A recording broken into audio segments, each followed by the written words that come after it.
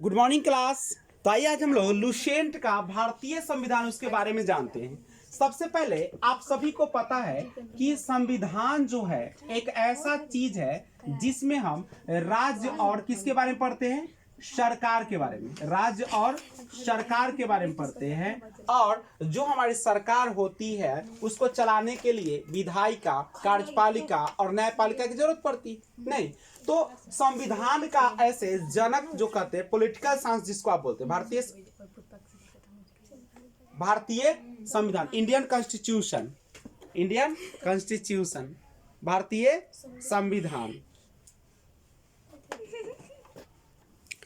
तो ध्यान दीजिएगा, जो हमारा संविधान है इस संविधान के जनक भारतीय संविधान का किसको कहा जाता है? भीमराव अंबेडकर। भीमराव अंबेडकर जो है इसे भारतीय संविधान का जनक कहा जाता है। जब भारतीय संविधान का निर्माण हो रहा था तो उसके अस्थायी अध्यक्ष जो थे सच्चिदानंद सिन्हा को बनाया गया था, अस्थायी अध्यक्ष डॉक्टर राजेंद्र प्रसाद को बनाया गया। नहीं, तो भारतीय संविधान के बारे में हम लोग आज पढ़ाई करेंगे। सबसे पहले शुरुआत करते भारतीय संविधान की जरूरत पड़ी तो क्यों पड़ी? कुछ ना कुछ जरूरत होगा तभी तो पड़ा। देखिएगा, 1757 ईस्वी में एक युद्ध हुआ था जिसका नाम था प्लासी का युद्ध, जो कि प्रथम युद्ध था। दूसरा 1761 में हुआ था। तो देखिएगा, प्लासी का पहला युद्ध कब हुआ था? 23 जून 1757 को। कहाँ पे? तो मुर्शिदाबाद के दक्षिण में 22 मील के दूर नदिया जिले में गंगा नदी के किनारे प्लासी नामक स्थान पर हुआ था। इतना याद करना जरूरी है क्या? सिंपल याद रखेंगे, प्लासी का प्रथम युद्ध 23 जून 1757 ईस्वी को हुआ था। कहां पे हुआ था? प्लासी नामक स्थान पर हुआ था, जिसमें एक तरफ अंग्रेज और दूसरे तरफ कौन था? बंगाल के नवाब थे।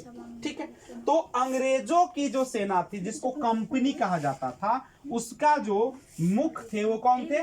Robert Clive. पूछेगा, अंग्रेजों की तरफ से जो मुख्य हिस्सेदारी ले रहे तो कौन थे? Robert Clive. और नवाब की तरफ से कौन थे? सिराजुद्दौला। दोनों के बीच युद्ध हुआ।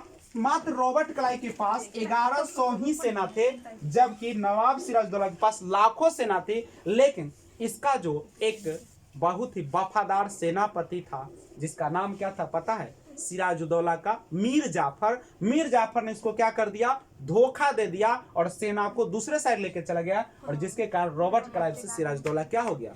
अपनों के वफादारी न करने के कारण, यानी बेवफाई किया। सॉरी, यहाँ दिल थोड़ी तो रहा है। ये जो था वो धोखा दिया, और जिसके कारण सिराजुद्दौला क्या हो गया? हार गया, मारा नहीं गया। और इसके बाद दूसरा जो युद्ध है बक्सर का युद्ध, 22 या 23 अक्टूबर 1764 में बक्सर नगर के आसपास ईस्ट इंडिया कंपनी के हेक्टर मुंडो और मुगल नवाबों की सेनाओं के बीच लड़ा गया था। समझ रहे? ईस्ट इंडिया कंपनी और नवाबों के सेनाओं के बीच लड़ा गया। बंगाल के नवाब थे कौन? मीर कासिम। और अवध के नवाब कौन थे? शुजाउद्दौला। तथा मुगल बादशाह शाह आलम द्वितीय की सेना और अंग्रेज कंपनी से लड़ रहे थे। लड़ाई में अंग्रेजों की क्या हो गई? जीत हो गई। और इसके परिणाम में पश्चिम बंगाल, बिहार, झारखंड, उड़ीसा और बांग्लादेश का दीवानी और राजस्व अधिकार अंग्रेजी कंपनी के हाथ चला गया, और हम लोग क्या हो गए? यानी 1757 की प्लासी की लड़ाई और 1764 के बक्सर के युद्ध को अंग्रेजों द्वारा जीत लिए जाने के बाद अंग्रेजों बंगाल पर ब्रिटिश ईस्ट इंडिया कंपनी के शासन का क्या हो गया? शिकंजा कसा। और इसी शासन को अपने अनुकूल बनाए रखने के अंग्रेजों के समय पर कई एक्ट पारित किए गए। देखिएगा, इसी शासन को अपने अनुकूल बनाए रखने के लिए अंग्रेजों के समय समय पर कई एक्ट पारित किए, जो भारतीय संविधान के विकास की क्या बनी? सीढ़ियां बनी। अब देखिए, एक्ट माने कानून। जब अंग्रेज जो है क्या किया? भारत को गुलामी में बांधा, तो उसके बाद समय समय पर क्या होगा? एक्ट बनेगा कि नहीं बनेगा? क्या अंग्रेज तुम्हारे यहाँ शासन करेगा? प्लासी का और बक्सर का युद्ध दोनों जब जीत लिया तो क्या करेगा? क्या आपको ऐसे छोड़ देगा? गोर लगेगा?